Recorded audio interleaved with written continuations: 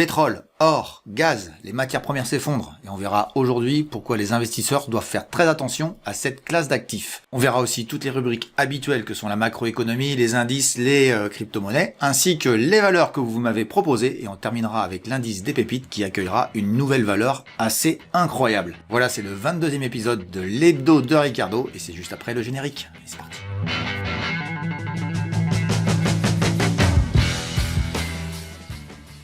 Bienvenue sur Fondamentalement Bourse, la chaîne des investisseurs qui ne se contentent pas d'essayer. Et aujourd'hui, on va travailler sur une grande classe d'actifs à part entière qui s'appelle les matières premières. On verra que c'est assez dangereux, qu'il faut vraiment s'y connaître, qu'il y a beaucoup de pièges dans cette classe d'actifs, mais que si vous en sortez, ce sera très intéressant de les trader. En tout cas, ce qui est intéressant aussi, c'est de voir pourquoi ces matières premières vous donnent des indications sur l'économie et sur la situation économique du monde. Vous verrez que nous l'utiliserons à d'autres fins. On enchaînera très logiquement sur la macroéconomie. On verra que cette semaine, les indicateurs n'ont pas été spécialement extraordinaires, notamment sur les PMI. On verra aussi que sur la partie de l'emploi, c'est pas spécialement non plus très négatif aux États-Unis. En gros, tout va pas si mal que ça. On enchaînera avec la minute crypto où on intégrait une nouvelle valeur dans cette rubrique. Et puis ce sera l'heure des indices, les indices qui eux ont tendance à légèrement flancher mais qui ne rompent pas. Vous verrez que ça tient toujours, bon gré mal gré. Et puis on enchaînera sur vos valeurs. Ce qui est intéressant aujourd'hui sur vos valeurs, c'est qu'il y a une valeur qui vient de s'effondrer en bourse qui s'appelle Alstom. Et on fera un point sur ce sujet-là. Et vous verrez que je n'y vais pas par quatre chemins sur ce qu'il faut faire sur ce dossier-là. On aura aussi un dossier très intéressant pour les stratégies de dividendes, une des plus belles valeurs en France que je viens de découvrir. Merci à la personne qui me l'a transmise. On en finira avec l'indice des pépites sur lequel il y a encore des mouvements et vous verrez que je vous intègre une nouvelle valeur qui est vraiment incroyable et qui est graphiquement, vous verrez, c'est magnifique. Allez, c'est parti pour ce 22e épisode et on attaque directement avec les matières premières. Alors aujourd'hui, on va parler un petit peu des matières premières parce que c'est une classe d'actifs très importante et très conséquente sur les marchés financiers. Il faut savoir que les grandes places aujourd'hui sur la planète matières premières, elles sont plutôt celles de Londres et de Chicago. Et je crois qu'il y a Singapour en Asie, Singapour ou Hong Kong, mais je crois que c'est Singapour qui sont vraiment les places les plus importantes sur le sujet des matières premières. Alors à vrai dire, c'est une classe d'actifs qui est absolument détestable à mon avis pour tous les investisseurs, même s'il y a des gens qui s'y intéressent. À vrai dire, l'idée d'acheter des matières premières, c'est une idée qui a réapparu pendant la crise du Covid, je dirais après, parce que ça a monté, il y a eu beaucoup de choses qui ont monté très fortement, et il y a eu une sorte de spike, notamment sur des matières premières très importantes, au moment de la guerre en Ukraine. À vrai dire, il y a eu le pétrole, il y a eu aussi le blé, etc. Alors c'était vraiment la combination de plusieurs choses qui ont fait qu'il y a eu vraiment des accélérations de cours très importantes. Mais depuis, tout s'effondre. Et des gens ont expliqué, alors c'était des gens très intelligents et qui le sont toujours, mais qui nous ont expliqué qu'il y avait un méga trend sur les matières premières. J'en étais assez douteux, j'en suis de plus en plus douteux, et c'est un avis, qu'on soit d'accord. Moi, je suis pas là pour dire, voilà, j'ai raison et puis tout le monde a tort. C'est mon ressenti. Puis c'est un peu l'habitude des marchés où quand c'est exagérément trop fort, eh bien, c'est généralement le moment où le marché se retourne et repart dans l'autre sens. Et c'est ce qui s'est passé sur les matières premières. Même si globalement, on sent que si vous faites un mix global de ce qui se passe, c'était pas tellement faux que les matières premières sont peut-être sur certains cas, sur certains sujets, sont un avenir intéressant pour spéculer sur la hausse des prix de ces valeurs. Donc ça, c'est la première chose. Le deuxième sujet sur lequel je voulais m'arrêter sur les matières premières, c'est que vous n'avez pas spécialement besoin d'aller acheter ces matières premières-là sur des brokers particuliers, même si vous pouvez le faire. Il y a des gens très intéressants et très compétents sur le sujet, sur les places que j'ai citées précédemment. Et les matières premières peuvent aussi se trader avec les actions qui correspondent à ces matières premières. Je dirais qu'on l'a vu sur le Bitcoin il y a pas longtemps, sur les crypto-monnaies, mais c'est la même chose sur les matières premières.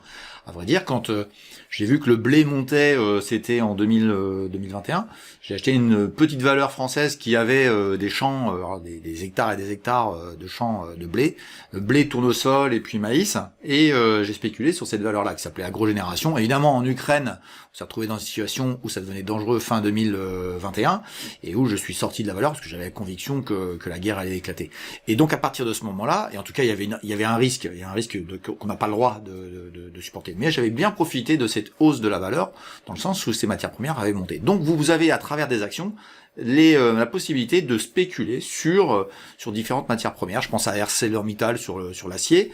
Et évidemment, vous avez les mines d'or. Alors il y en a pas vraiment sur le PEA, mais vous en avez un petit peu à l'étranger, hors Europe, qui sont intéressantes pour je dirais, s'adosser à l'or et à la spéculation sur l'or. Mais on va revenir, si vous voulez bien, sur les matières premières en elles-mêmes, et qui sont parfaitement tradables et qu'on a parfaitement la possibilité d'investir dessus. Et je vais vous faire voir des petites choses qui sont quand même assez intéressantes pour vous prouver que c'est quand même des secteurs très dangereux. Ce sont des secteurs sur lesquels il faut être vraiment patient, il faut pas acheter bêtement et il faut être vraiment très très actif. Et puis il y a une deuxième chose que je voudrais vous dire sur les matières premières, c'est que c'est vraiment un métier à part entière. Est-ce que vous savez qu'il y a, je sais plus, je crois qu'il y a plusieurs dizaines de pétroles différents cotés à la Bourse de Londres par exemple. Donc ça ça prouve bien qu'on n'est pas du tout au courant de tout. Moi je suis pas très fort sur le sujet, j'ai pas de souci avec ça, mais je suis pas fort sur le sujet parce que je l'ai étudié et que j'ai travaillé dessus pour dire mais est-ce que je suis intéressé par ça, et la réponse elle est non. Parce qu'à vrai dire une matière première quelle qu'elle soit a subit des événements qui sont très très différents, je dirais de manière récurrente, et qui font que le cours va baisser ou va monter selon vraiment des critères qui sont très difficiles à attraper. J'ai envie de vous dire, le bois de charpente par exemple, il se trade. Le bois de charpente, imaginez qu'il y a une grande tempête dans les plus grandes forêts, là où il y a le plus de bois prélevé pour faire de la charpente. Vous avez un prix qui va bouger. Vous avez ensuite le bois de tempête qui va être vendu bradé sur les marchés, qui va faire chuter ce prix-là. Ensuite, une fois le stock est vendu, on va revenir à des ventes plus normales. Mais est-ce que vous le voyez, est-ce que vous êtes capable de prendre vos bottes et d'aller voir dans les scieries ce qui se passe? À vrai dire, bois de charpente, comme bien d'autres matières premières, sont très difficiles à comprendre dans leur mouvement. Je vais vous faire voir quelques courbes si vous voulez bien, puis on va les commenter. Je dirais que c'est plus l'idée de vous dire de faire attention, puis de vous rendre compte que les matières premières sont vraiment difficiles à accaparer, je dirais, en termes de trading. Et donc, l'idée, c'est peut-être de vous dire, faites attention, n'y allez pas comme ça. Et moi, personnellement, je pense que j'irai jamais vraiment sur ces actifs-là. Et à vrai dire, je ne vais quasiment jamais en termes d'investissement, je ne vais jamais sur une valeur à matière première parce que évidemment, comme je sais que la matière première peut osciller et souvent est cyclique, dépend du cycle économique, eh bien nous nous retrouvons avec des valeurs qui sont elles-mêmes cycliques. Je pense à De Richebourg par exemple qui fait du recyclage sur l'acier, sur les métaux. Elle monte et elle descend. Et est-ce qu'un investisseur doit être investisseur passif dessus? La réponse, je pense que vous l'avez, c'est non. Il faut être vraiment actif et attendre que le cycle vous donne des signaux intéressants et pour que ça se retourne et que vous alliez profiter d'un cycle bénéfique sur les matières premières à travers des actions. J'ai cité De Richebourg, j'ai cité ArcelorMittal, mais vous en avez plein d'autres. Alors au-delà de tous les critères que vous avez, je dirais, sur les matières premières qu'il faut prendre en compte, avec l'exemple de ces fameux bois de charpente, mais vous pouvez le faire actuellement, il y a une spéculation gigantesque sur le jus d'orange. À vrai dire, alors pour tout très simplement, le jus d'orange, pourquoi il est en spéculation? Parce qu'il y a des éléments que je vous dirai tout à l'heure qui vous permettent de dire, oui, ça va monter, mais ça s'arrêtera où? C'est ça la grande question. Et là, il faut vraiment être spécialiste et aller voir pourquoi ce jus d'orange monte si fort. Ce qu'il faut bien comprendre, c'est que les matières premières, c'est pas un objet de spéculation comme des actions ou comme le Bitcoin, etc., puisqu'il y a un marché réel. Et à partir du moment où le marché réel de la matière première est dans des bateaux ou dans des livraisons, dans des achats réels pour des industries, vous vous retrouvez face à une situation où la spéculation que vous avez est corrélée à la réalité de ce qui se passe dans le monde. Et comme on est sur des marchés mondialisés aujourd'hui, vous comprenez bien que des décisions qui sont prises industrielles ou autres à l'autre bout du monde peuvent influencer le cours de l'action, comme quoi révélateur, le cours de la matière première, et ce qui devient vraiment très difficile à comprendre et à suivre en termes de news, parce que c'est vraiment mondialisé. Donc voilà toutes les raisons qui font que pour moi les matières premières sont très difficiles à accaparer, et qui font que on peut les observer et on va plutôt regarder ces courbes en essayant de comprendre qu'est-ce que on peut interpréter à travers ces matières premières. Parce qu'à vrai dire, si certaines matières premières ont des mouvements, je dirais haussiers ou baissiers, vous pouvez interpréter des choses macroéconomiques qui deviennent vraiment évidentes. Alors évidemment, il y a le pétrole, mais il y en a d'autres. Et ce qui est intéressant de voir, c'est de faire le tour un petit peu de ce qui se passe sur les matières premières, de telle manière à ce que vous voyez que on est actuellement dans une situation qui est assez compliqué. On fera la macroéconomie aussi dans l'émission, mais vous verrez que sur les matières premières, on a des expressions dans les graphes qui permettent de dire aujourd'hui que nous avons une potentialité d'un nœud macro. Est-ce qu'on n'est pas en train de vraiment retourner la table au niveau de l'économie mondiale avec ces hausses de taux dont on attend la fameuse crise et qui donnent des signaux avant-gardistes sur certains sujets, mais qui finalement vient pas. Et moi je vous dis ça vient pas. Et là je commence à vous dire ça commence à ressembler à une crise honnête, quoi. Alors pour l'instant, comme je vous dis, c'est plutôt une baisse d'activité, voilà, sachant que l'Europe, évidemment, va passer en récession parce qu'elle a structurellement une croissance moins forte que les États-Unis. Mais aux États-Unis, ça commence à apparaître. On va voir qu'il y a des éléments qui apparaissent, mais les matières premières sont intéressantes pour dire est-ce qu'on n'a pas des signaux précurseurs sur le sujet de l'activité économique mondiale. Et vous allez voir que c'est plutôt ce qui est en train de se passer à travers les indices, les indicateurs que je vais vous présenter. Alors le premier d'entre tous, c'est le Bloomberg Commodity Index, donc qu'on voit ici. J'ai attrapé ça sur un compte Twitter où on voit clairement que il y a déjà une baisse depuis un certain temps sur le sujet, donc comme quoi les matières premières baissent depuis un bon bout de temps. On était à un niveau au début du graphe, là, je dirais il y a à peu près un an, on était autour de 118 sur cet indicateur. Aujourd'hui, on est à 100 et on voit bien qu'il y a une cassure. La personne qui a fait le graphe a mis une analyse technique, donc on retourne vers les niveaux de 100, ce qui fait qu'on est en train de baisser de l'ordre de 20% sur une année, sur l'ensemble des matières premières. Alors il y en a quelques-unes qui montent, mais il y en a beaucoup qui baissent. Et à vrai dire, ce qui est intéressant à travers ça, c'est qu'on a une chute qui est assez violente et on voit bien que ça monte, ça descend avec des violences assez importantes, et ça prouve bien que ce que je vous disais, il y a de la volatilité, c'est difficile à accaparer, il faut vraiment s'accrocher. Donc voilà pour l'indice, pour cet indice qui est synthétique de l'ensemble des matières premières et qui prouve bien qu'on est en train d'avoir un décrochage depuis quelques semaines, quelques jours sur le sujet. Toutefois, il existe des matières premières, comme je vous disais, qui montent, et on va en voir une qui justement est un petit peu à contresens de ce que vous avez, et c'est là que vous allez comprendre qu'il faut vraiment travailler matière après matière, et celle qui est, je trouve, celle qui est la plus haussière actuellement, et qui est peut-être la plus intéressante pour ceux qui sont haussiers, eh bien c'est le jus d'orange. Et on va regarder ça tout de suite. Donc là voilà, j'ai un graphe sur 5 années, donc c'est quand même déjà assez intéressant. On était autour d'une centaine d'euros à ce niveau-là, et puis on est aujourd'hui à 375, ce qui veut dire qu'on est autour de x4 sur le sujet.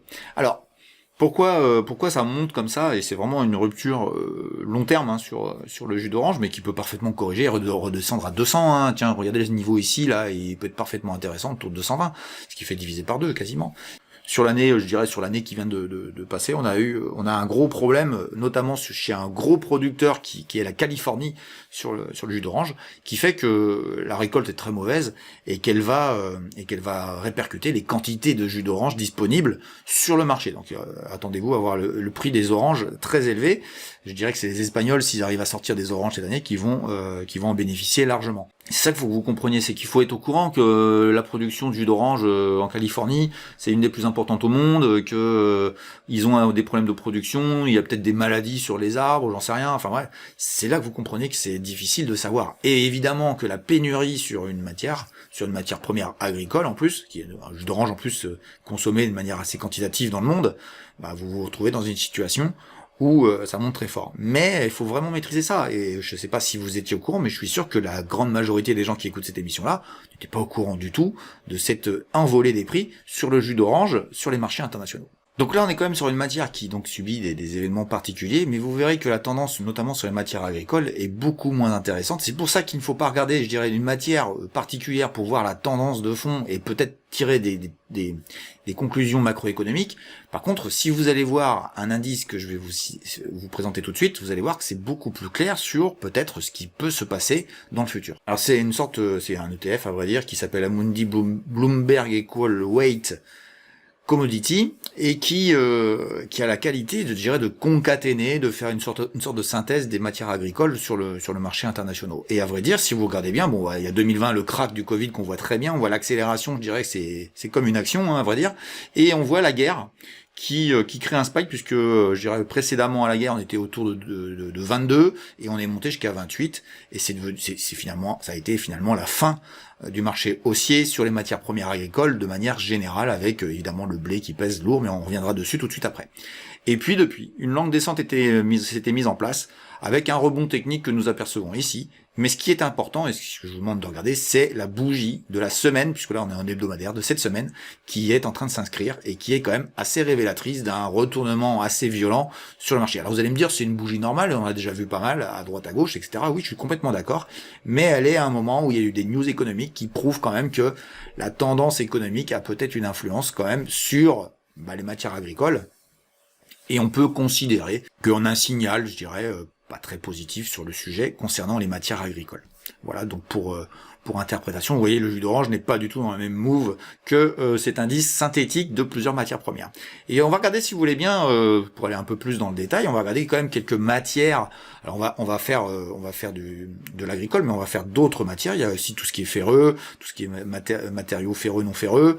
On va aller voir aussi un petit peu dans les énergies ce qui se passe. Vous allez voir que c'est assez intéressant de regarder tous ces actifs qui sont quand même assez mouvant. Donc là, on se retrouve aussi face à un graphique qui a à peu près 5 ans sur le blé américain. Et à vrai dire, qu'est-ce qu'on voit? On voit effectivement le spike absolument gigantesque que l'on voit ici au moment de la guerre, qui a explosé avec un niveau de 1339, là, à peu près 1340, qui a été finalement le haut du marché. Comme quoi, quand ça accélère aussi fort, il faut savoir s'alléger ou vendre les positions qu'on en a. Et après, vous n'avez pas de retour au-dessus, au plus haut sur le dossier, et depuis ça s'effondre. On est retourné autour de 570, donc on a redivisé, pas par 3, mais plus que par 2 en tout cas sur le sujet. Avec un rebond qui lui est technique, je dirais, sur la partie du blé.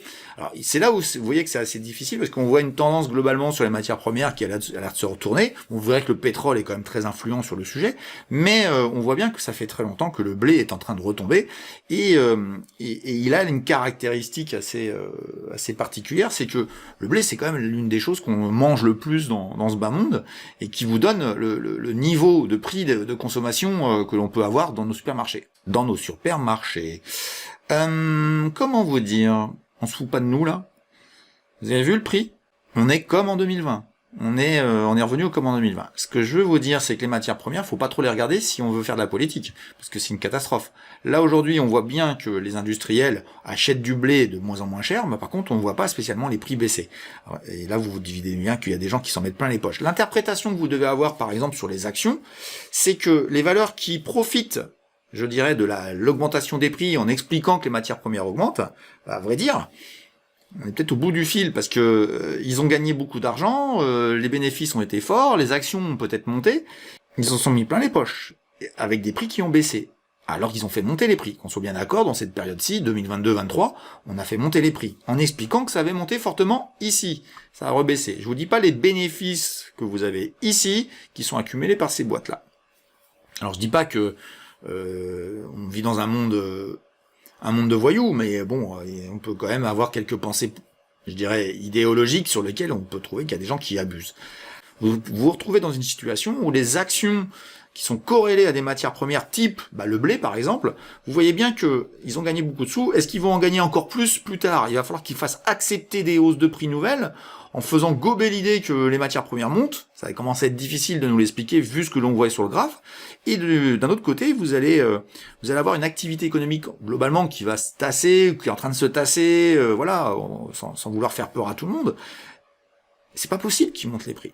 Donc, vous risquez d'avoir des révisions plutôt baissières des bénéfices futurs de ces entreprises. Alors, je pourrais citer, je sais pas, moi par exemple Danone. Danone n'est pas trop concerné par le blé, mais il peut y avoir Nestlé, il y a des entreprises américaines, il y a Kraft notamment. Mais si vous regardez ça comme ça, vous dites, bah oui, il a raison.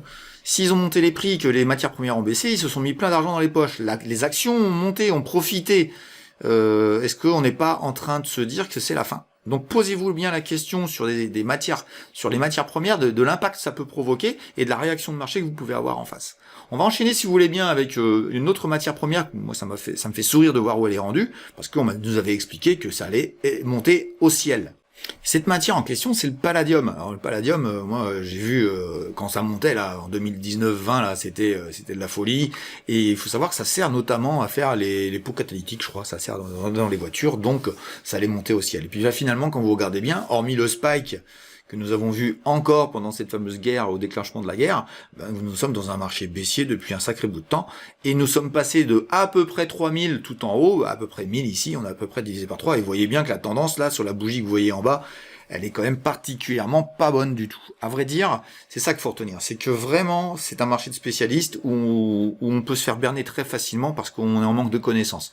Moi, personnellement, c'est ça qui m'incite à dire aujourd'hui que je suis pas acheteur sur le palladium ou sur autre chose, parce que je ne comprends pas, à vrai dire, ce qui se passe. Et ne pas comprendre une classe d'actifs, c'est surtout la fuir. Et je vous invite vraiment à fuir ces classes d'actifs qui sont vraiment difficiles à comprendre. On va enchaîner, si vous voulez, sur une autre matière première c'est pas qui me fait sourire, mais ça me fait sourire dans le sens où il y a des gens qui affirment des choses de manière totalement sans connaissance, notamment sur l'or. Alors j'avais déjà fait une vidéo sur l'or où j'émettais l'idée qu'il y avait quelque chose qui se passait en Ouganda au niveau de la trouvaille de mines d'or assez impressionnantes. Alors j'ai eu beaucoup de commentaires qui ont invalidé la chose. Alors c'est peut-être faux, c'est peut-être pas du tout vrai, etc. À la limite, je dirais que c'est pas le plus important. Ce qui est intéressant, c'est que moi j'ai été plutôt négatif sur l'or pour des raisons diverses, notamment cette trouvaille qui fait dire que, et même si j'ai tort sur cette idée qu'elle existe ou pas, cette mine d'or, ce filon d'or existe ou pas, à vrai dire, ce qui est intéressant, c'est que c'est hyper compliqué de comprendre les matières premières. Et de manière générale, l'or fait partie des matières premières et c'est assez complexe. Évidemment que ça ne baisse pas parce qu'il y a de l'or trouvé en Ouganda, c'est pas du tout ce sujet-là. Mais ce qui est sûr aussi, c'est que ça baisse pas parce que tous les gens vous vendent sur l'or. L'or, on vous explique que ça va vous sauver de l'inflation. Je vous rappelle que l'inflation la plus forte, elle est bien ici, dans ce graphe. Et dans 2019-2020, il n'y avait pas d'inflation, on était en déflation. Donc quand on vous dit que ça vous protège de l'inflation, c'est totalement faux, le graphe prouve par lui-même que c'est totalement l'inverse. Donc à vrai dire, ce n'est pas vrai du tout. C'est juste un actif. Attention, je dis pas que l'or c'est quelque chose d'inintéressant. Je dis juste que moi je trouve ça dangereux, je trouve que c'est assez incompréhensible à attraper. Et vous avez des gens qui font de la géopolitique de bac à sable, en vous expliquant, oui, mais les BRICS, ils sont en train d'acheter plein d'or, de telle manière à créer une monnaie basée sur l'or, blablabla. Bon, déjà, ils se sont réunis, ils la créent pas, la monnaie, ils ont décidé qu'ils allaient faire plutôt des échanges monétaires entre eux, sur la base de leur monnaie, parce que, les pays qu'ils intègrent, je peux vous le dire tout de suite, ils sont incapables d'acheter de l'or. Enfin, moi, je sais pas, mais je sais que c'est des pays intéressants sur certains sujets, mais l'Éthiopie, l'Iran, etc. Alors, l'Iran peut le faire, mais l'Éthiopie, c'est quand même un peu plus compliqué, puis il y a un pays qui est rentré dans les BRICS, qui s'appelle l'Argentine, qui est incapable d'accumuler de l'or, vu la qualité de sa monnaie. Donc à partir de ce moment-là, je suis pas convaincu qu'ils aillent vers ça. Mais ça, c'est vraiment... moi, ça me fait pousser des boutons quand je vois des gens qui sont certains de leur fait par rapport à un truc qu'ils ont vu à droite ou à gauche. À vrai dire, ce qui se passe, c'est que on peut pas savoir. L'or est manipulé. Alors tout le monde dit c'est manipulé. Bah oui, les cours par définition sont manipulés. C'est les gros qui décident de si ça monte ou ça baisse. Nous, on ne fait que suivre. Et l'or, est en train de prouver totalement l'inverse de toutes les affirmations que vous entendez partout. Par exemple, l'or vous protège de l'inflation. Ça, je viens de vous le dire. Par exemple, l'or va monter parce que les banques centrales des BRICS achètent. Écoutez bien, c'est vrai, ils ont acheté énormément en 2021, 2022, de ce que j'ai entendu. Ils ont acheté énormément. Regardez, est-ce qu'ils ont fait monter le cours ? Vous êtes dans un grand range entre 2100, on va dire 2070, et peut-être 1650, 1620. À vrai dire, vous êtes en train de vous dire, ça achète énormément d'or, donc ça va monter. C'est faux, parce que si ça achète énormément d'or, ça devrait monter, et ça ne monte pas. Ça veut dire qu'il y a autant d'acheteurs, il y a autant de vendeurs. Si vous avez autant de vendeurs sur le marché, ça veut dire que le marché est à l'équilibre. À partir de ce moment-là, posez-vous les bonnes questions. Et c'est exactement ce qui est en train de se passer sur l'or. Vous avez un décrochage qui est dû peut-être à des phénomènes. Alors je sais pas trop pourquoi ça baisse, mais à vrai dire c'est pas ça qui m'intéresse. Ce qui m'intéresse c'est qu'on n'y comprend rien et que les affirmations que vous voyez sur les réseaux avec des gens qui ont des pseudos. Alors il y a des gens qui sont très qualifiés. Moi je sais qu'il y a des gens qui sont très bons, mais globalement sur les matières premières vous vous retrouvez dans une situation où vous comprenez rien. Donc moi je vous le dis, quand on voit la tête de l'or actuellement, alors évidemment qu'il y aura un rebond technique, parce que des gens vont acheter le niveau de 1810, là, etc. Mais sa tête, elle est pas bonne. Et à vrai dire, quand je vous ai fait cette vidéo, moi j'étais assez persuadé que l'or allait baisser. Alors je pensais que c'était à cause de ce filon, finalement ça l'est pas. J'étais sur une unité de temps beaucoup plus longue aussi, faut quand même le dire. Mais j'étais assez certain que c'était difficile d'aller pousser l'or plus haut. Donc on le retrouvera peut-être, peut-être pas, on le retrouvera peut-être avec des mouvements techniques intéressants autour de 1620, et puis on verra bien s'il y a des gens qui sont acheteurs, mais en tout cas ce qui est sûr, c'est que l'or est en train de se retourner à la baisse dans un grand couloir qui a 3 années d'existence, et qui fait qu'on est neutre sur l'or, il n'est pas haussier, il n'est pas baissier encore pour l'instant sur longue période, mais pour moi, l'or peut parfaitement se retourner, et c'est quand tout le monde vous chante la même chose qu'il faut vraiment vous poser les questions. Je vous rappelle ce que je viens de vous dire sur le palladium. Voilà pour ce qui est de l'or. On va aller sur un autre sujet qui est très intéressant, on va finir là-dessus, ça va être sur les matières premières de l'énergie. Je vais vous en faire voir deux différentes. La première qui pour moi est un scandale et où si les gens savaient ce qui se passe notamment sur le gaz naturel, ils seraient outrés. Voici le graphe des gaz naturels et comme vous le voyez, il est à un prix au plus bas depuis 5 ans. Et vous allez me dire, mais moi je paye mon gaz beaucoup plus cher. Bah oui. À vrai dire, ce qui se passe, c'est que alors je suis pas dans la théorie du complot, pas du tout, c'est juste des gens qui profitent de la situation et aussi des situations où l'État a voulu protéger les gens à travers des histoires, les États, parce que c'est plutôt européanisé, à travers des histoires de contrats et des contrats notamment annuels, qui font qu'à un moment donné, vous vous retrouvez avec des décalages et une incompréhension du prix de ce qui peut se passer sur les marchés et qui font que vous réagissez pas du tout comme il faut par rapport à ce qui se passe vraiment sur les marchés. À vrai dire, ce qui se passe ici, vous avez bien compris, pendant la guerre, qu'est-ce qui s'est passé? On a eu une accélération complètement folle avec très simplement les Européens qui ont acheté énormément de gaz sur les marchés mondiaux pour remplir leurs réserves, pour faire face au robinet coupé des Russes, et qui fait qu'il y a eu une explosion du prix. Mais une fois que je dirais que les quantités de gaz ont été accumulées dans les réserves européennes, bah il y avait plus d'acheteurs. Ça s'effondre. Ça s'effondre. Et là, je trouve que stratégiquement, comme quoi l'émotionnalité politique a vraiment pas du tout de place à avoir dans le monde économique, c'est que ce qui s'est passé, c'est que vous êtes retrouvés avec un marché qui est retombé très bas et dont certains ont profité. Moi, je vous le dis quand même, c'est l'exemple même où la politique n'a rien à faire dans le monde économique et les interventions étatiques pour aller aider ponctuellement les consommateurs est une catastrophe. Parce qu'à vrai dire, on est venu aider les gens sur des factures de gaz élevées ici, qu'ils auraient simplement peut-être acheté autre chose et peut-être eu envie de muter vers les énergies renouvelables. Mais ce qui s'est passé, c'est qu'on les a aidés et puis on est en train de se rattraper, ce qui fait qu'on a lissé le prix. Le prix, il était ici, on l'a baissé, et puis maintenant le prix est ici et il est toujours haut, voire plus haut, parce qu'on a des contrats annuels, on a garantie, etc. Et on est en train de se refaire la cerise. Donc à partir de ce moment-là, quand on intervient sur ce marché-là, on obtient le résultat que je viens de vous présenter. C'est assez dommage, mais c'est comme ça. Alors on voit que là, il est en train d'accélérer légèrement sur les 2 semaines qui viennent de passer, mais bon, sincèrement, ça n'empêche pas que tout ce que je viens de vous dire reste... pour moi, l'essentiel, c'est qu'on n'arrive pas à comprendre comment ça évolue. Il y a beaucoup trop de paramètres à considérer pour bien comprendre ce qui se passe sur les matières premières.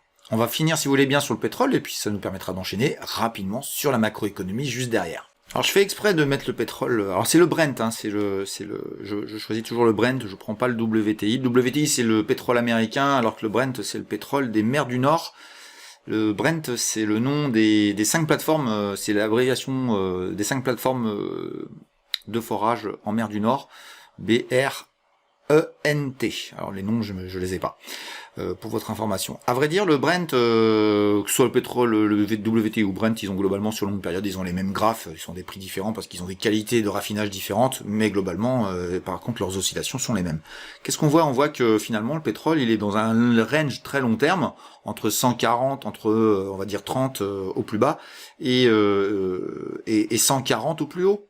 Mon plein d'essence, lui, c'est pas du tout la même courbe, il a beaucoup plus accéléré et que la courbe est beaucoup plus haussière. Oui, je te confirme effectivement, mais t'es français, et sache que ton état préféré prélève de plus en plus d'impôts sur la partie, quand tu fais ton plein d'essence. Mais à vrai dire, on n'est pas spécialement haussier sur le pétrole, on est globalement dans un grand range où ça monte à certains moments, puis ça redescend un petit peu. On va aller voir un peu plus près en hebdomadaire ce qui se passe sur le pétrole. C'est là qu'on voit un peu moins bien les choses quand on se met en hebdomadaire. C'est pour ça que je fais souvent du mensuel. Ça permet d'avoir de la relativité par rapport à des tendances qu'on croit haussières ou autres. Et finalement, en regardant bien, on se retrouve dans des situations finalement assez neutres de manière globale. Alors, sur le pétrole, on a eu la hausse effectivement après le Covid. Alors, ça a touché des bas-fonds, il faut dire ce qu'il est.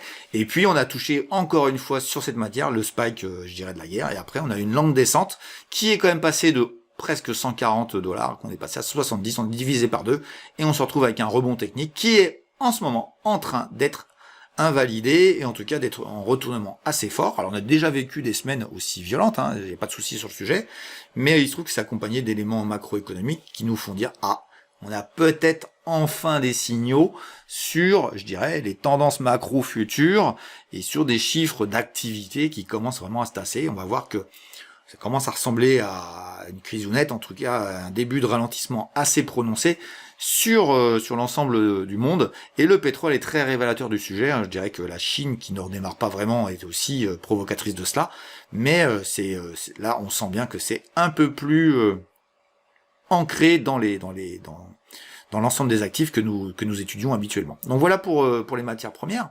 Je dirais que ce qu'on doit retenir, et j'espère que vous avez bien retenu ça, c'est qu'on n'y comprend rien.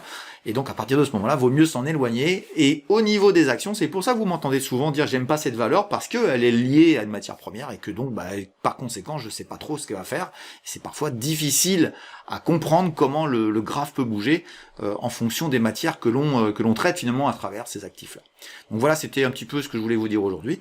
On va enchaîner sur les rubriques habituelles de la vidéo et on va commencer tout de suite par la macroéconomie où il s'est passé quelques petites choses sympathiques cette semaine. Alors on va revenir sur vendredi dernier puisque j'avais enregistré, évidemment j'enregistre toujours le vendredi matin, donc les chiffres de l'après-midi je ne les donne pas. Je vous signale quand même que globalement le PCE, donc le PCE c'est des indices d'inflation, le PCE a baissé et ça c'est assez intéressant, ici surtout.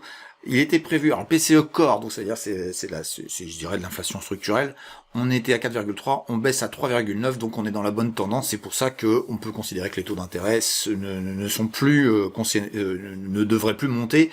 En tout cas, ça ne montera plus à cause de l'inflation. Ça c'est la première chose que je voulais vous dire. Et puis on voit aussi l'inflation aussi sur l'Europe, qui elle est en baisse assez forte. Regardez bien, 5,2 prévu, 4,5 annoncé et finalement 4,3. Donc on est vraiment sur une baisse assez forte au niveau de l'inflation, et je peux vous dire que vu comment se retourne le pétrole, je peux vous certifier que nous allons vers un des IPP, donc là c'est la partie production qui à mon avis va passer en déflation, je dis bien déflation, c'est-à-dire baisse des prix, et nous avons la partie, je dirais, IPC consommateur qui va baisser fortement, si ça continue en tout cas, sur les chiffres du mois d'octobre qui attaquent vraiment fort à la baisse. Donc on verra ça en mois de novembre, et en novembre vous verrez qu'on aura des baisses d'IPC assez importantes. Ce qui est important, c'est quand même de vérifier bien que l'IPC ou le PCE Core sont baissiers. C'est ça qui est important, c'est l'inflation structurelle, mais sincèrement pour moi ce n'est plus le sujet.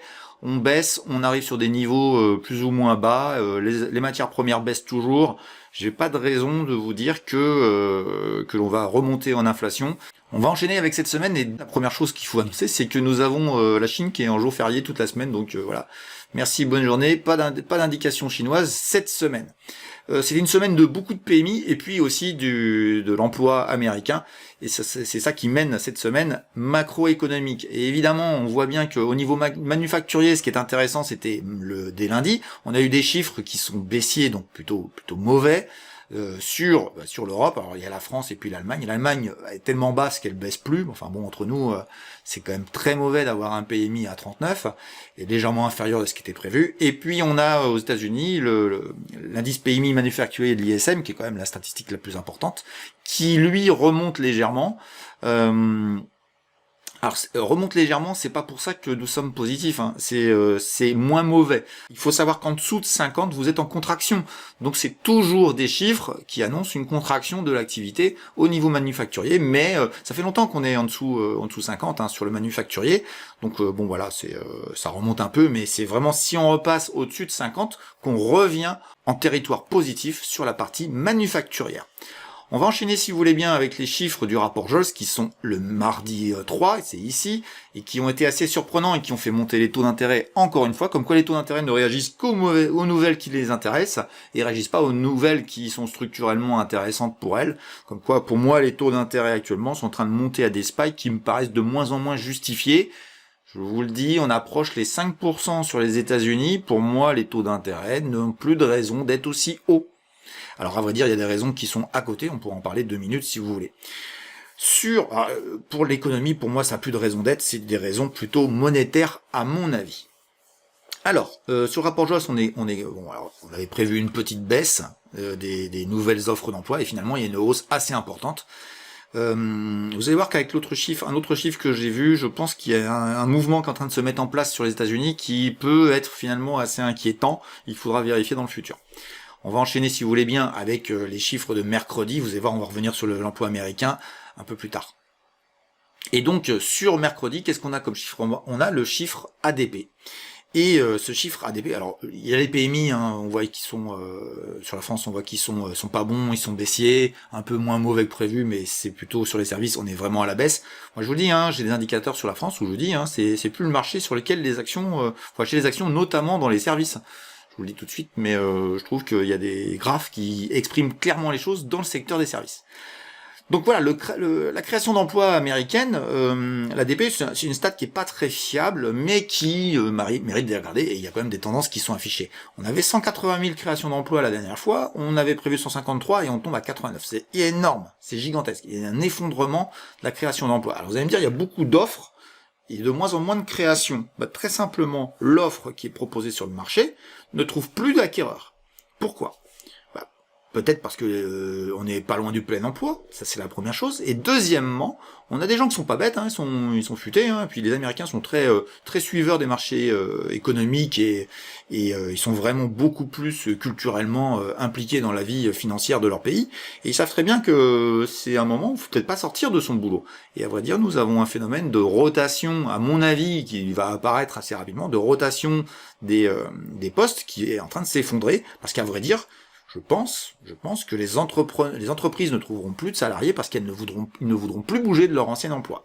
Donc quitter son boulot en ce moment, c'est compliqué. Je trouve que c'est psychologiquement, c'est un indicateur intéressant du ressenti des Américains sur la macroéconomie future. Donc retenez ça. Je trouve que dans les stats qu'on va voir dans le futur, je pense qu'on va ressentir cette confiance dans l'économie qui chute et qui va provoquer des baisses statistiques diverses et variées. Vous verrez que moi je pense toujours que ça va baisser aux États-Unis et notamment sur les biens de consommation durable, etc. On n'achète pas une nouvelle voiture, un nouveau bateau quand on sent que nos emplois sont en difficulté. Voilà, c'est mon avis, ça n'engage que moi. Ce que l'on voit aussi, c'est que sur les PMI services, on n'est pas spécialement, donc non manufacturier, c'est plutôt service évidemment, on n'est pas spécialement baissier, enfin, on est baissier, 54,4, on est à 53,6, mais quand on creuse un peu plus dans le rapport de l'ISM, on voit qu'il y a quand même quelques alertes qui nous font dire qu'il y a une chute d'activité à venir assez importante. Donc là, on le voit pas trop dans le chiffre actuellement, mais je peux vous certifier qu'il y a des décélérations sur les États-Unis qui sont assez importantes. À travers ces statistiques, je veux pas rentrer dans le détail parce que sinon ça va durer des heures, mais franchement, oui, ça, on sent que ça se tend sur le sujet. Et vous voyez que la chute du pétrole n'a pas du tout été enrayée par l'idée que nous avons des stocks de pétrole qui baissent. À vrai dire, le prix baisse, les stocks baissent, donc ça veut bien dire que c'est l'activité, c'est le ressenti sur le pétrole. Là, quand il baisse, on sent que c'est le ressenti macroéconomique mondial qui pousse le pétrole à baisser. Et ce qui confirme entre guillemets ce que je vous disais sur l'enquête ADP, sur le rapport Joss, où il y aurait une stagnation des salariés qui ne bougent plus, bah, c'est que le chômage n'augmente pas. Donc à partir de ce moment-là, ça prouve bien que on est en train de ne plus bouger au sein des États-Unis et pour moi, c'est pas un indicateur très bon, à vrai dire, de voir ça. On verra ce que donnera, évidemment, on est encore ce vendredi matin à l'enregistrement. On verra cet après-midi ce que donne le fameux rapport NFP des créations d'emplois dans le secteur non agricole. Alors, il n'y a pas que l'agricole, à vrai dire. Il y a aussi tout ce qui est associatif.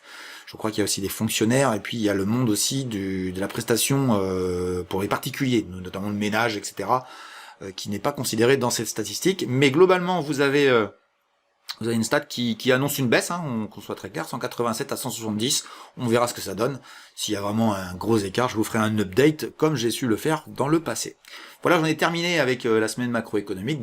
Donc on sent quoi ? On sent vraiment que la macroéconomie réelle est en train de subir les conséquences des taux d'intérêt qui sont haussiers. C'est pour ça que moi je pense qu'on a vraiment fini avec la hausse des taux. Je dirais même qu'on va avoir peut-être des discours qui vont commencer à dire bon, on réfléchit à peut-être calmer le jeu sur les taux d'intérêt. Ce sera intéressant de voir les futures réunions de la BCE et du FOMC pour permettre de voir si ce que je vous dis est vrai. En tout cas, mettez-vous dans l'idée que les taux d'intérêt ne devraient plus monter parce que vraiment c'est en train d'impacter toute l'économie et maintenant il va falloir qu'on surfe un petit peu sur la descente. J'espère qu'elle sera lente. Si elle est beaucoup moins lente que prévu, là par contre on aura un décrochage des marchés. On va enchaîner si vous voulez bien sur la partie qui nous concerne, c'est sur les indices et aussi sur la minute des cryptos pour voir si s'est passé quelque chose dessus. On attaque les cryptos et juste après les indices. Allez, on attaque avec le Bitcoin qui a clôturé son mois de septembre avec un petit rebond qui a l'air de se confirmer sur les premiers jours du mois d'octobre. On le voit ici. On dirait il n'y a pas grand chose à retenir, si ce n'est qu'on va voir en hebdomadaire qu'il y a des choses un peu plus intéressantes sur le sujet. Et ce qui est intéressant, c'est que cette petite oblique que j'avais repérée est cassée. Alors je pense que je l'ai simplement mal tracée, elle est peut-être pas encore tout à fait gagnée, on va regarder vite fait, regardez bien, je reprends ici, je remets là, et effectivement, elle est beaucoup mieux comme ça, et c'est peut-être un petit pullback qu'on a vécu ici, je casse, je reviens ici, et je repars vers le haut, donc on peut espérer une remontada vers les 31 000, 32 000, comme je vous disais, si on cassait cette oblique, elle était peut-être un peu mal tracée, je l'ai refaite, on verra bien, on va la mettre en vert pour que on sache que maintenant c'est un support potentiel. Si ça réintègre, c'est vous oubliez la stratégie dont je viens de vous parler. Voilà, donc c'est ce qui se passe sur le Bitcoin. Je voulais juste vous dire, j'étais à une conférence cette semaine sur le Bitcoin avec, alors c'était plutôt des ingénieurs que des financiers qui en parlaient. C'était très intéressant de voir tout ce qu'il y a derrière le Bitcoin. C'est vraiment une technologie très intéressante. On va dire, c'est des actifs très intéressants. C'est des usages très intéressants aussi que nous pouvons avoir sur beaucoup de choses. Moi, ce que je vous invite à faire, c'est vraiment vous intéresser à la technologie, ce qu'elle apporte, etc. Il est évident que le Bitcoin est quelque chose d'appréciable, qui a des impacts intéressants sur beaucoup de sujets. Ça reste une ouverture sur un monde cryptophile qui est vraiment très intéressant sur plein de protocoles pour des raisons diverses et variées. N'oubliez jamais que tout ce que vous regardez, il faut voir à quoi ça sert. C'est comme une entreprise. Si ce qu'il propose ne sert à rien, eh bien vous verrez que le protocole ne se développera pas. Il faut vraiment s'intéresser aux fondamentaux comme une action sur les marchés financiers classiques. C'est pour ça que ne négligez pas l'idée que les crypto-monnaies sont si inintéressantes que ça. C'est vraiment un sujet sur lequel il faut se pencher et je vous invite vraiment à regarder ce qui se passe dans le monde de la crypto-monnaie, même si ça vous prend du temps. Je pense qu'il y a un peu d'énergie à y consacrer et il y a certainement des choses à faire et je vous l'ai dit, je vous le répète, en 2024, je pense qu'il y a des choses très intéressantes sur le monde de la crypto à faire au niveau graphique, au niveau financier, pour profiter de certains protocoles bien montés. Allez, on va enchaîner avec justement un qui me paraît assez sympa, c'est l'Ethereum. On enchaîne tout de suite avec. Alors au niveau mensuel, je vous rappelle qu'on avait dit que c'était beaucoup plus intéressant. Alors au niveau mensuel, on avait dit que c'était beaucoup plus intéressant de regarder l'Ethereum. Donc effectivement, il a clôturé son mois d'octobre avec un petit marteau ici qui peut être intéressant, mais on est en train d'invalider.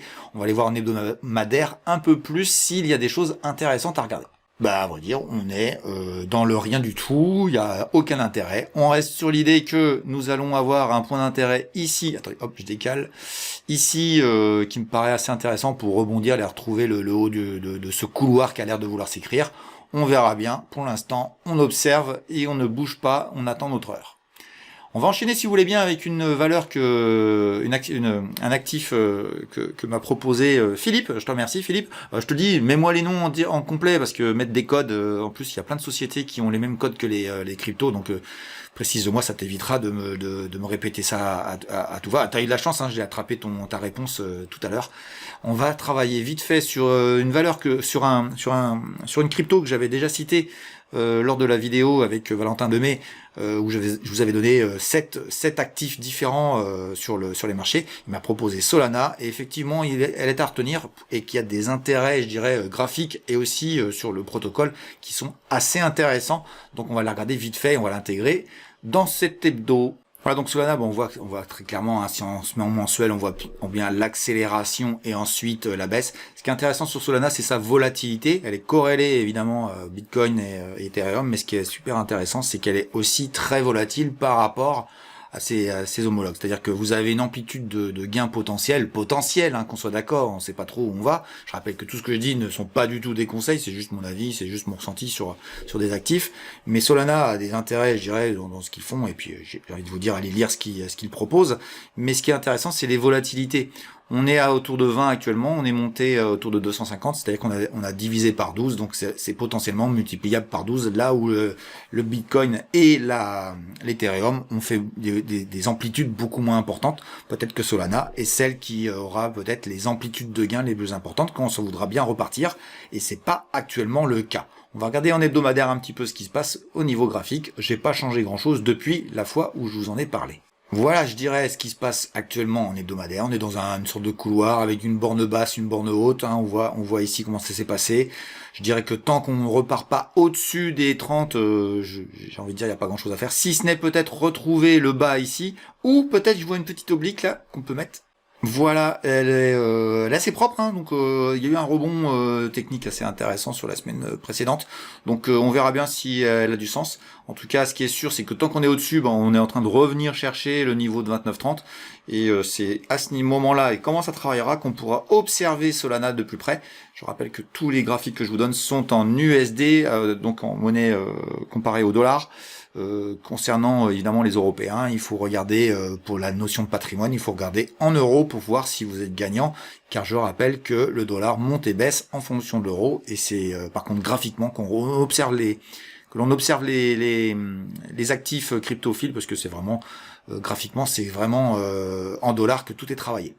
Voilà pour la partie des crypto-monnaies. On va enchaîner sur les indices classiques pour voir un petit peu ce qui s'est passé cette semaine. Darwin X Zero est le programme d'allocation de capital sans risquer le vôtre. Que vous soyez débutant ou expérimenté, profitez de Darwin X Zero pour devenir gestionnaire de capital en quelques semaines. Sans contrainte, ni objectif irréalisable, et quelle que soit votre méthode, l'essentiel est votre performance qui peut attirer jusqu'à 3 millions d'euros sur votre stratégie gagnante. Vous n'aurez aucun capital à apporter. J'ai bien dit aucun capital. Bien au contraire, c'est votre compte virtuel sur Darwin X Zero qui vous permettra de collecter 15% des bénéfices que vous réaliserez, tout comme dans un fonds d'investissement. Alors devenez votre propre gestionnaire de capital pour 38 euros par mois, c'est la solution idéale pour tous les traders qui veulent réussir sans risquer leur propre capital. Profitez d'une réduction de 10 euros sur vos frais d'inscription avec le lien qui s'affiche sur votre écran et que vous retrouverez dans la description de la vidéo. Et on attaque avec notre CAC 40 préféré qui a une petite souffrance mais qui est pas finalement en train de décrocher quand on regarde bien.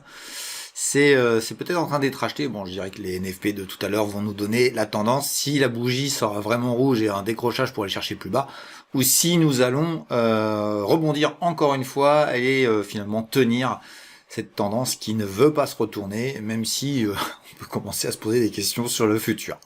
On va aller voir en hebdomadaire un petit peu ce qu'on a à voir. Et qu'est-ce qu'on voit? C'est que notre petite oblique là que j'avais tracée, qui était pas très propre, elle a l'air de vouloir fonctionner. Et on va la laisser comme ça, à vrai dire. On va voir si ça a l'air de vouloir fonctionner au mieux. C'est peut-être comme ça qu'elle se positionne. Ah tiens, regardez, c'est peut-être comme ça qu'elle est. Donc voilà, on est peut-être dans un grand couloir légèrement baissier. Rien de particulier et rien d'intéressant sur le sujet. Je vais laisser quand même ce support à 7090. Si ce soir ça clôture, écoutez, ça voudra dire qu'il tient toujours. Mais là, il est quand même bien attaqué. Ça fait 2 fois qu'il a été attaqué. Je suis pas sûr qu'il tienne à la fin de cette semaine. Voilà pour le CAC 40. On va aller voir le DAX qui a une figure un petit peu différente. Alors notre DAX, il est carrément, lui, il a carrément cassé, on le voit bien, il a ouvert en dessous, il travaille en dessous, je pense qu'il a envie d'aller sur les 14 600, en tout cas ça a l'air d'être parti pour, on verra bien s'il y va, il va peut-être revenir d'abord ici pour ensuite repartir, on verra bien. J'ai le sentiment que cette oblique là, j'attendais un pullback vers elle, c'est compliqué, on va la mettre en rouge pour bien spécifier que ce serait une résistance future. Mais pour l'instant, elle n'a pas l'air de vouloir fonctionner. Donc voilà pour le DAX. Donc l'Allemagne un petit peu moins en forme sur les grosses capes allemandes. Je dirais que c'est l'inverse au niveau des smalls. Les smalls sont plutôt assez costauds, contrairement à la France où là ça s'effondre totalement. Et j'ai encore vu des chiffres tomber. Là c'est vraiment pas terrible du tout. Allez, on va enchaîner sur les américaines et on va faire d'abord le Nasdaq 100. Eh bien notre Nasdaq, il est en train de valider l'idée que c'est cette sorte de biseau ici comme ça, elle semble assez intéressante puisqu'il y a des rebonds, c'est en train de racheter et pourquoi pas revenir sur les 15 300 dans les semaines qui viennent. J'agrandis un petit peu, mais franchement ça a une belle tête de range qui va peut-être durer un peu de temps. Franchement c'est la moindre des choses qu'on puisse avoir après cette hausse phénoménale qu'il y a eu depuis le début de l'année 2023. Je dirais qu'il était temps que ça se calme et ça va peut-être ne plus rien faire jusqu'à la fin de l'année. On verra bien, en tout cas pour l'instant. Voici le scénario qui se présente à nous sur le Nasdaq américain. Allez, on va finir avec le Dow Jones qui a une tête totalement différente, et vous le savez déjà. Et donc notre Dow Jones, lui, par contre, il part bien à la cave, il est bien en train de baisser. On a un support intéressant ici qu'on va matérialiser parce que je pense que ça va être le futur niveau qui va l'intéresser. Et on peut espérer que ce niveau-là soit retravaillé une fois et ça ferait un range légèrement haussier. Mais pour l'instant, rien d'autre à signaler sur ce graphique. C'est quand même pas joli et on peut le comprendre vu la situation actuelle. Je vais juste corriger cette oblique. Je pense qu'elle n'est pas tout à fait au bon endroit. Voilà, je pense qu'elle est plutôt comme ça. On verra bien dans le futur si elle permet de trouver un pullback, un retour dessus. Ça n'a vraiment pas la tête d'un indice qui veut repartir vers le haut. C'est plutôt aller chercher le support qui est un peu plus bas. Voilà pour les indices. On va enchaîner ensuite avec la partie qui vous concerne, celle que vous préférez, celle de vos valeurs. Alors je trouve qu'il y en a de moins en moins qui me proposent des valeurs. Il y a des gens qui me demandent de nouveau des valeurs qu'on avait déjà citées, ça c'est intéressant. Mais surtout, bah voilà, c'est une partie qui vous appartient. Donc c'est à vous de l'animer, à me mettre des commentaires, à mettre des pouces, à mettre des likes, etc. C'est la seule chose qui fait que cette chaîne se développe, c'est vraiment votre activité sur les commentaires et sur les pouces, enfin les likes que vous mettez. Donc bah, continuez à le faire, je vous remercie tous. Vous êtes de plus en plus nombreux à regarder cette émission. Allez, on enchaîne avec la deuxième partie de la vidéo concernant les actions et puis aussi l'indice des pépites.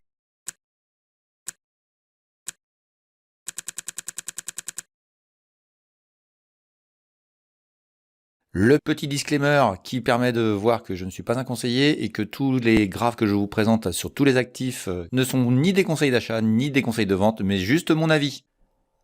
Alors avant de passer à vos valeurs, je vais vous expliquer comment fonctionne la biblio de Ricardo, la façon la plus simple de trouver les valeurs que nous avons étudiées dans les vidéos précédentes. Alors vous allez sur votre menu YouTube et vous tapez le nom de la chaîne que vous préférez, Fondamentalement Bourse. Elle apparaît assez rapidement ici. Vous n'oubliez pas de vous abonner et de surtout mettre la cloche qui vous permet d'avoir les notifications, sinon vous ne serez pas informé des nouvelles vidéos. Voilà, on va aller directement sur la chaîne tout de suite. Voilà, vous arrivez devant le menu que vous connaissez peut-être déjà et vous allez aller taper ici le nom de la valeur que vous recherchez pour savoir si j'ai déjà travaillé dessus. L'idée que j'ai c'est BNP, par exemple, une banque française. Et vous avez automatiquement la vidéo sur laquelle j'en ai parlé avec la date où ça a été fait. Sur ce cas-ci, c'était il y a 2 mois. Vous avez la possibilité ici de mettre soit le nom de la valeur, soit le code. Je vous conseille plutôt le code, parce que le nom de la valeur, parfois, il y a un tiret qui peut vous embêter et qui fait que moi, j'ai pas écrit de la même manière. Mais si vous mettez le code, normalement, si j'ai pas fait d'erreur de saisie, vous la trouverez. Et ça vous permet de voir l'analyse qu'on a fait. Pour aider l'algorithme à apprécier ma chaîne, je vous invite quand même à regarder toute la vidéo de telle manière à ce que je sois pas pénalisé. Et vous pourrez voir comme ça toutes les valeurs que j'ai pu étudier. C'est valable à peu près entre 3 et 6 mois. Après, vous pouvez me relancer pour faire une mise à jour sur la valeur que j'aurais déjà étudiée. Voilà, on va attaquer tout de suite les valeurs qui sont à étudier cette semaine et je vous souhaite une bonne suite de vidéos. Voilà, donc regardez bien la biblio avant de me demander si vous avez une valeur à me proposer. Et on mettra à jour comme vous le souhaitez. En tout cas, merci pour tous les gens qui me proposent des valeurs toutes les semaines. On va attaquer avec Pierre qui m'a proposé une valeur qu'on avait déjà étudiée. On va faire un point dessus qui s'appelle ST Microelectronics. On est dans les semi-conducteurs. Alors voilà le graphe de STM, alors je rappelle qu'il y a un peu de dividendes dessus, mais ça change rien à nos arbitrages, donc ça n'a pas d'intérêt de s'intéresser aux dividendes sur ce titre-là. On verra qu'il y a un autre titre dans la vidéo, beaucoup plus intéressant sur le sujet. Voilà pour le mensuel, donc tant qu'on est au-dessus de l'oblique ici, j'ai envie de vous dire, rien à signaler. Ce qui serait intéressant, c'est d'aller faire un contact dessus. Peut-être que le niveau de 37,40, si on revenait dessus, serait peut-être le moment opportun, et ça a l'air de se présenter en décembre, peut-être qu'en décembre, ce sera le moment d'investir peut-être sur STM en espérant que ça ne tombe pas en dessous. Voilà pour le mensuel. On va regarder en hebdomadaire et on va se rappeler le bon souvenir de notre étude précédente. Et notre étude précédente, on l'avait fait à ce niveau-là et j'avais exprimé que j'aimais bien le dossier, mais que ce niveau-ci était un niveau intéressant. Vous pourrez retrouver la vidéo en allant dans la biblio, vous la retrouvez facilement. Et effectivement, on y a été. Et effectivement, il y a eu un décrochage assez important, puisqu'on est passé quand même de 49 à 38, ce qui fait 22% de baisse. Et c'est plutôt ici qu'il fallait être acheteur. Donc voilà, il y a des gens, je sais, qui apprécient ce que je dis parce que j'associe le fonda avec le technique. Et à vrai dire, c'était ici qu'il fallait s'intéresser. Bon, ça aurait pu baisser un peu plus bas aussi, mais en tout cas, il était plus intelligent d'acheter là que d'acheter ici. Et vous avez profité d'une hausse pendant l'été qui a été assez fructueuse. Puisque vous êtes passé de 38 à 50 pour ceux qui ont été les meilleurs. J'ai envie de vous dire maintenant, ça refoule, c'est en train de travailler en rebond, c'est peut-être là que ça s'arrêtera de baisser. Mais moi je trouve que le point intéressant, le plus intéressant de tous, c'est ici, ça se passera par là, et vraiment le top niveau, ce serait ici. Voilà. Vous aurez remarqué que quand je vous dis ça, je vous donne du temps aussi, je vous donne un espace-temps, et l'espace-temps, c'est important aussi dans le trading, de savoir attendre et de dire, bon voilà, j'attends rien avant un certain temps. Quand le scénario se met en place, écoutez, il faut savoir l'apprécier et savoir dire j'y vais et d'investir à ces moments-là. On va enchaîner, si vous voulez bien, avec un autre titre qu'on m'a proposé. C'est Christophe qui m'a proposé un dossier italien que je connais très bien, qui s'appelle TISG The Italian Sea Group. Alors, je connais bien le dossier parce que j'ai beaucoup travaillé, je reste plutôt positif sur ce titre-là. C'est un titre, à vrai dire, c'est une société qui fait des bateaux, donc c'est un équivalent à Katana, à Beneteau. Il y a aussi une autre société en Italie, enfin on va pas s'attarder sur tous les dossiers à bateaux, mais ce qui est intéressant chez Italian Sea, c'est que c'est des bateaux de luxe, plutôt petits, alors les petites corvettes, je sais pas si vous voyez les petites corvettes notamment qu'on voit sur Venise. Avec des ponts en acajou, tout petits bateaux là, et bien écoutez des petites navettes quoi. Ben, c'est Italian Sea Group qui fait ça. C'est des gens très intéressants. Moi je trouve qu'il faut s'intéresser aux produits et voilà, Italian Sea Group, c'est vraiment un dossier intéressant au niveau de ce qu'ils font et puis économiquement, c'est quand même une belle société même si on voit que ça baisse depuis un certain temps. On n'est quand même pas non plus dans un effondrement puisqu'on voit bien que mensuellement, et c'est ça qui est intéressant dans le mensuel, c'est qu'on voit bien que c'est racheté régulièrement. Donc j'ai envie de vous dire, il n'y a pas vraiment de vendeur structurel sur le titre, et c'est tout à fait normal. Donc c'est un dossier que vous pouvez observer sur l'Italie. Il y a un niveau que vous voyez que je vous ai écrit qui est assez évident autour de 6,50, 6,55, qui serait judicieux dans une petite baisse de marché, qui nous permettrait d'avoir un point d'entrée, je trouve techniquement intéressant, à partir du moment où ça rebondit évidemment assez rapidement derrière, à voir si on va y arriver dans les prochains jours. On va aller voir en hebdomadaire ce que ça donne.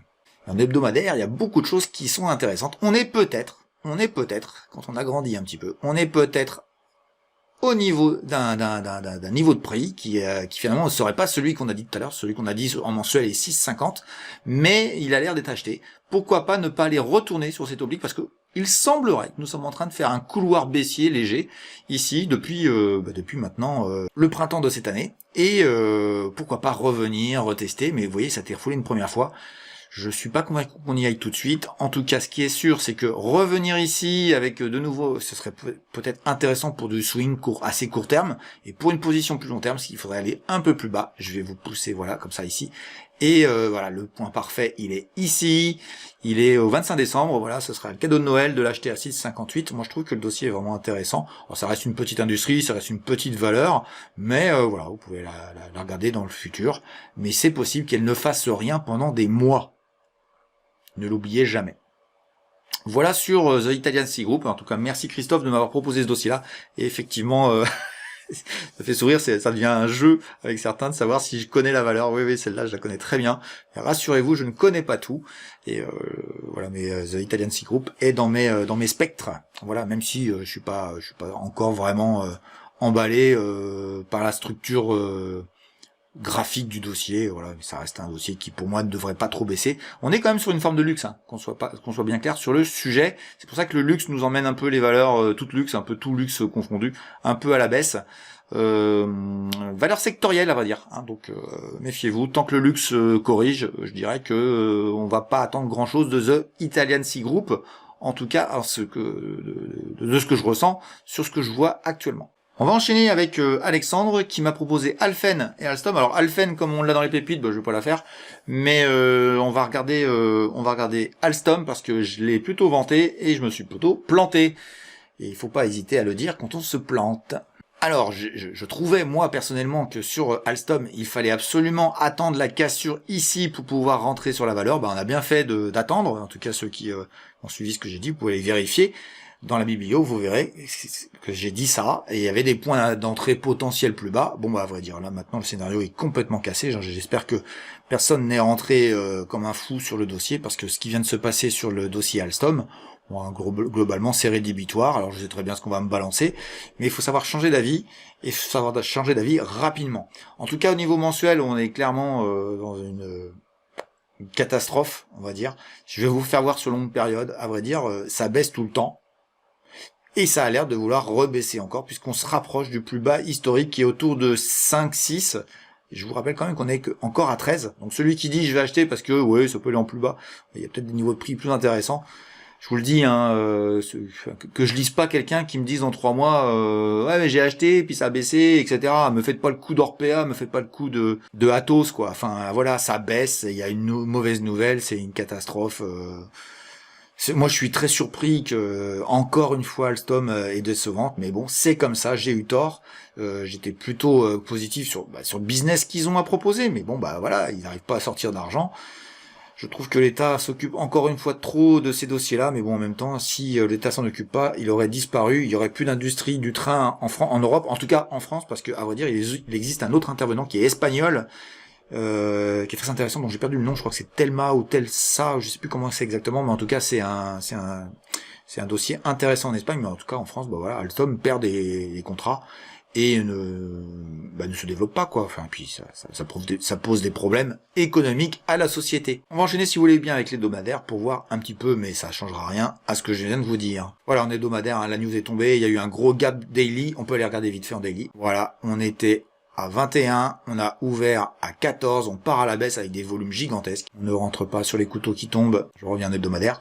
Voilà, donc tout est dit, un volume exceptionnel. Voilà, on a une petite oblique ici, je vous le dis quand même, le graphe là actuellement, il est obsolète, on ne s'en occupe plus, on regarde plus rien et on laisse couler. Là j'ai mis à jour le graphique, hein, donc vous voyez du rouge, des résistances rouges, peut-être un retour potentiel ici, ce sera le monde des shorters, des gens qui vendent à découvert, qui sera intéressé par ces niveaux-là. À vrai dire, Alexandre, là, tu m'as proposé aussi Alphen, tu me proposes 2 dossiers qui sont fortement baissiers, je pense que tu t'intéresses pas au bon dossier. Je suis désolé de te le dire ça comme ça, mais on a déjà échangé un petit peu, je crois, sur les réseaux ensemble, mais change de paradigme, change de perception. Faut pas acheter ça, quoi. Voilà, tu es très jeune, je crois, enfin très jeune en bourse, hein. T'es très jeune, donc je pense tu va falloir beaucoup t'aguerrir sur le sujet et beaucoup apprendre avant de. Voilà, mais je t'ai vu régulièrement avoir des propos sur le sujet. Je crois que tu abordes pas le sujet de la bonne manière. C'est très amical ce que je te dis, c'est bienveillant. T'inquiète pas du tout ce que je viens de dire, mais je te le dis quand même pour information. Voilà, donc essaye de voir les choses un peu différemment. On sait pas à quel prix ça descend, hein. Ça peut descendre à 10, à 8, à 5, voilà. On va pas le faire le coup de Orpea, on va pas faire le coup de Atos, etc. Hein. Ça peut vraiment partir très très bas. On verra bien, on s'intéresse plus. Je pensais que j'ai eu tort. J'espère que vous n'avez pas suivi. Et c'est tout ce qui est important. Si, à la limite, j'espère que vous avez suivi la préconisation qui dit attendre de casser ici. Si vous avez bien fait ça, eh bien écoutez, vous n'êtes jamais rentré sur le titre. Voilà, je vous souhaite en tout cas plein de bonnes choses, mais pas sur Alstom. Il n'y a plus rien à obtenir dans les mois qui viennent. On va enchaîner avec un titre beaucoup plus intéressant que Romain m'a proposé, et je te remercie Romain, c'est vraiment une belle idée que tu m'as proposé, c'est un dossier que je ne connais pas, pourtant il est très haussier, il s'appelle IDI, et franchement il y a plein d'intérêt sur le sujet. Donc voilà le graphe mensuel de IDI, alors on voit qu'elle a été très illiquide fut un temps ici, mais maintenant elle est un peu plus liquide, donc c'est un peu plus intéressant sur le titre. Alors à vrai dire, le vrai moment où c'était intéressant, c'était ici, cette bougie là a été vraiment exceptionnelle autour de 30 €, on est à 65 aujourd'hui, c'était en 2017, et depuis on a doublé, donc franchement c'est un dossier qui monte bien. Et quand on regarde ça, on se dit ouais mais bon, ça monte pas très vite, c'est pas très intéressant. Ah, vous faites une erreur parce que là, il faut considérer les dividendes. Et alors, regardez bien ce que ça provoque. C'est-à-dire que notre graphe est complètement pas du tout la même chose et surtout les amplitudes sont beaucoup plus importantes. L'accélération dont je vous parle c'est ici, mais finalement si vous regardez bien, ça montait depuis un sacré bout de temps et je dirais depuis 2009, depuis le bas, on était autour de, alors ça c'est en valeur patrimoniale, hein, c'est pas la valeur de l'action, hein, parce que la valeur de l'action était ici, mais en tout cas la valeur ici patrimoniale était autour de 4,80, on va dire 5 pour être simple, on est à 65, on a multiplié par 13 je dirais patrimonialement notre capital sur cette société-là, donc c'est vraiment un dossier hyper intéressant. Et ils disent ce sont des gens qui font du capital risque, c'est des gens qui investissent dans des sociétés. Alors c'est une sorte de Vincent Bolloré, c'est une sorte de voilà, et je trouve que ce graphe exprime clairement qu'on est dans une belle stratégie intégrant les dividendes. Donc voilà, c'est une belle société qui est un niveau de prix. Alors les gens vont dire c'est pas cher. Non, elle est pas chère, hein. Elle est à son prix. Je dirais qu'elle est assez, elle peut monter plus haut, mais je trouve qu'elle est assez chère par rapport à ce qui est fait. Et ce qui est intéressant sur le dossier, c'est que vraiment on a, dans le cadre où on a un point d'entrée suite à une crise, je dirais que c'est une société qui sera intéressante à mettre sur du long terme. Je vous le dis quand même, et on va faire un gros bémol, on va revenir sur le graphe sans les dividendes, parce que c'est quand même lui qui guide un petit peu l'analyse graphique, mais je vous le dis quand même, il y a un gros bémol sur lequel il faut faire attention sur ces sociétés-là, c'est que c'est souvent des sociétés où vous avez une personne qui est emblématique. Donc attention au staff, regardez bien comment est constitué le staff, regardez bien les mouvements du staff, essayez de faire attention à ce qui s'y passe de telle manière à ce que vous ne me fassiez pas berner dans le futur par le départ d'un homme clé qui serait la vraie personne qui trouve les bons dossiers. Ça me fait penser à un autre corps une autre activité qui s'appelle le football, où quand vous avez le directeur du centre de formation qui part, eh bien vous avez tout d'un coup une chute des jeunes talents dans le club, et puis 3, 4, 5 ans plus tard, vous vous trouvez avec un club qui s'effondre. C'est exactement la même chose, c'est un homme clé hyper important, c'est le directeur du centre de formation d'un club de football. Bah, c'est un peu pareil, celui qui est en train de gérer un petit peu, je dirais, les valeurs qui sont à trouver. Je dirais que c'est cette personne-là, elle est vraiment essentielle dans le processus d'intégration des valeurs dans le portefeuille, donc faites attention à ça. On est dans le private equity, on fait attention à la liquidité, quand ils sont vendeurs, il faut qu'ils trouvent un acheteur. Pour c'est des spécialistes, c'est ça qui est intéressant.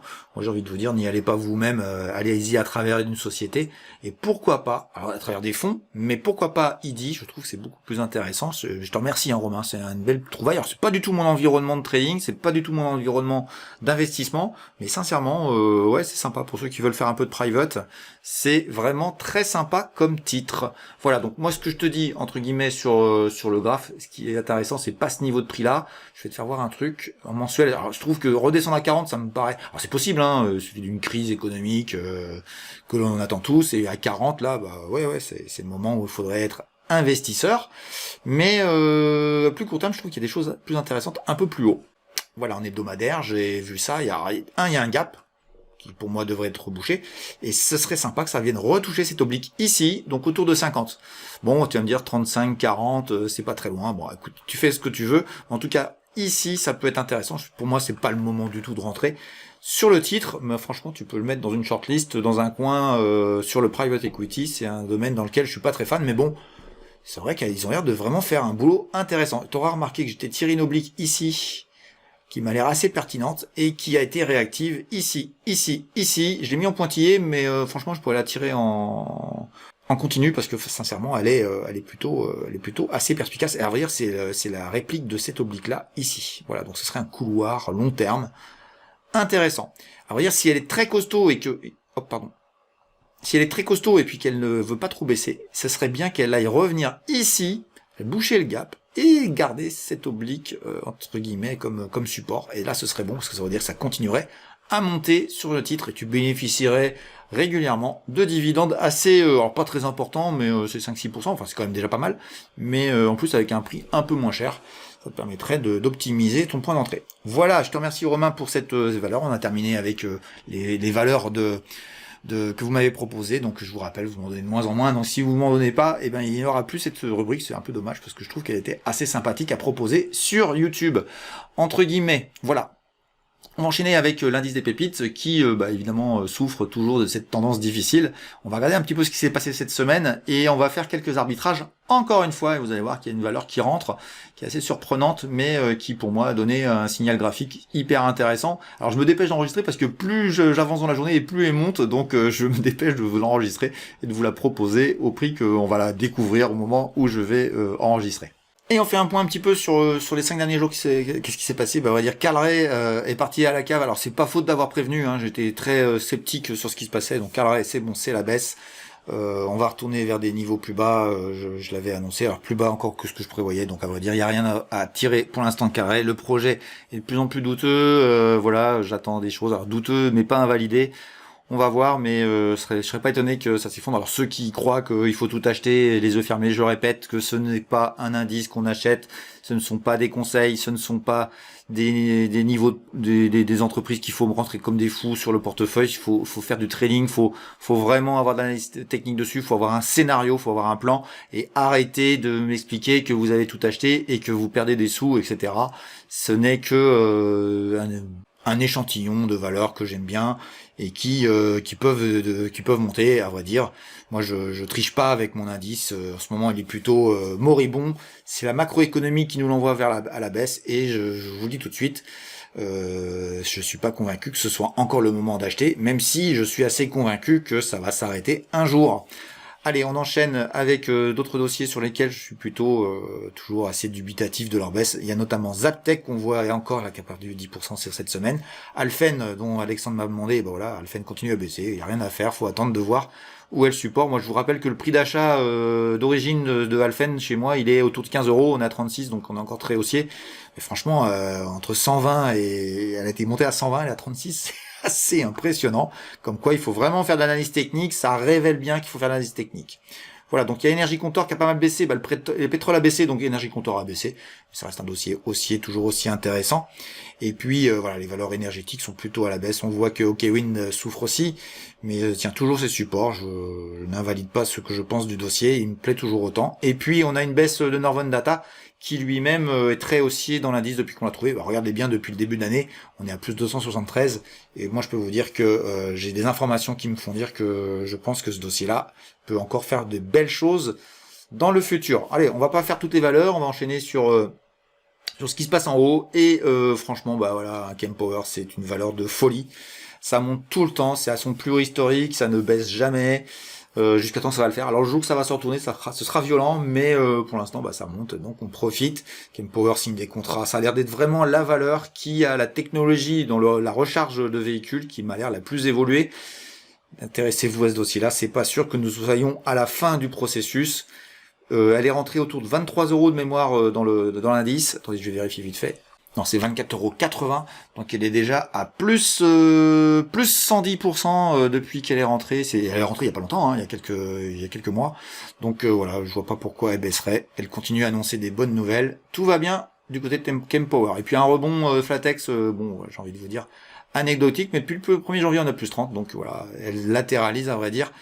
Ce qui est toujours intéressant. Et puis il y a VOV qu'on a pris un point bas qui est pas invalidé. Il n'y a pas des super bonnes nouvelles. On verra bien dans le futur ce que nous propose VOV. Mais je reste dans le domaine de l'eau. Je trouve qu'elle est intéressante, même s'il y a un dossier qui me taquine de plus en plus sur la côte européenne, qui rentrera peut-être dans les pépites. Et puis une autre chose qui me plaît bien sur le marché européen, que je vais vous citer tout de suite après, mais on va sortir une valeur qui, on m'a alerté, alors merci, ça c'est génial, il y a une communauté qui se crée autour de cette chaîne qui est vraiment très sympa, et faut que je retrouve le prénom, faut que je te remercie. Ouais, c'est ça, c'est Romain. Merci Romain pour l'information que tu m'as donnée sur Click Digital. Donc, on va dire, j'ai trouvé que l'information était, je vais pas dire erronée, mais plutôt empreint d'agressivité, on va dire, pour être simple. Mais ce qui est intéressant dans ça, c'est que, à vrai dire, moi j'ai regardé ça avec ce que j'avais comme élément moi, et ça a recoupé des éléments où j'avais un doute sur Click Digital. Donc Click Digital va sortir, elle est à 18,12 €, en perte de je sais pas combien, on va dire, je vais vous dire ça tout de suite. Voilà, 25% en dessous le prix où elle a été rentrée. J'avais dit que c'était pas un prix d'entrée intéressant. Le prix d'entrée technique c'est maintenant, on va dire. Mais je vais la sortir parce que j'ai un gros doute sur le business model. J'ai lu des choses, j'ai entendu des choses, mais surtout ce qui m'a déplu énormément, c'est qu'ils perdent des abonnés. Et j'avais vu, c'est pour ça que ça a chuté ces derniers temps. Et les raisons qui sont dites, alors je sais pas si elles sont vraies ou pas vraies, mais en tout cas ça jette un doute. Et j'ai envie de vous dire, le doute bénéficie à je me retire, quoi. Dès que vous doutez, faut sortir, faut vous en aller. Il faut être sûr. Et quand vous avez un dossier sur lequel vous avez un doute qui apparaît, et évidemment que ce qu'il m'a transmis me met un doute, eh bien il vaut mieux sortir de la valeur. On va pas aller plus loin sur le sujet. Voilà, Click Digital, merci pour tout. C'est pas cher, c'est vraiment un dossier qui est vraiment économiquement intéressant. J'avais lu bien le business, etc. Mais là j'ai des éléments qui me font douter dessus. Donc sincèrement, on se retire, et puis comme je veux diminuer la quantité de valeur sur l'indice, écoutez, c'est une bonne opportunité pour diminuer sur une valeur qui semble inintéressante à long terme, parce qu'on est quand même sur du long terme sur ce dossier-là. C'est pour ça que je vous dis qu'il ne faut pas acheter bêtement les valeurs. Il y a des dossiers qui vont bouger de plus en plus. C'était l'engagement que j'avais pris sur le sujet des pépites. Et puis on va rentrer une valeur qui est assez inconnue, à vrai dire, sur les marchés, mais qui moi j'observe depuis très longtemps et qui là me donne un signal technique super intéressant. Elle s'appelle Gramcar Carrier, elle est en Norvège et je vais vous faire voir son graphique tout de suite. Alors voici son graphique, je dirais en mensuel, j'aurais pas grand chose, si ce n'est qu'elle n'a jamais baissé. C'est un dossier qui a été introduit autour de 56 couronnes norvégiennes, donc ça représente à peu près 5 €, et elle est actuellement à 184. Donc attention, accrochez-vous bien. Et je vous le dis, elle monte de minute en minute, là c'est un truc de fou. Donc je me dépêche de vous l'annoncer, mais j'avais décidé début de semaine de vous la proposer. On va la rentrer à ce prix-là. Mais ce qui est vraiment super sympa, c'est que vous allez voir qu'en hebdomadaire, c'est magnifique.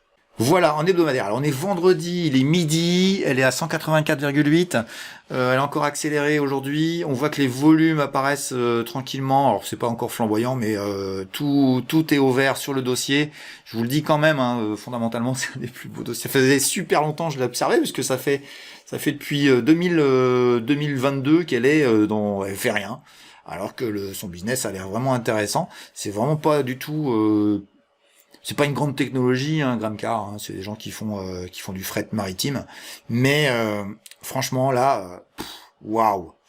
Je vous fais juste un truc, vous allez voir vous allez comprendre ce que je veux vous dire. Regardez, si vous avez ça comme graphique, ben vous seriez en train de dire ça montait super fort. Ben, peut-être que c'est maintenant qu'il faut y aller. En tout cas, moi je vous le dis, Gramcar, c'est la valeur de la semaine, c'est la valeur du mois, c'est peut-être même la valeur de l'année. On verra bien hein, si elle continue, mais ce qui est intéressant, c'est que ça invalide assez proche par rapport à la potentialité qu'on a ici. Et fondamentalement, je le trouve assez sympa. Donc on verra bien ce que ça donne dans le futur. Voilà, je la remets normalement. En tout cas, vous voyez, elle monte encore. Ça n'arrête pas. C'est impressionnant. Voilà, je vous souhaite un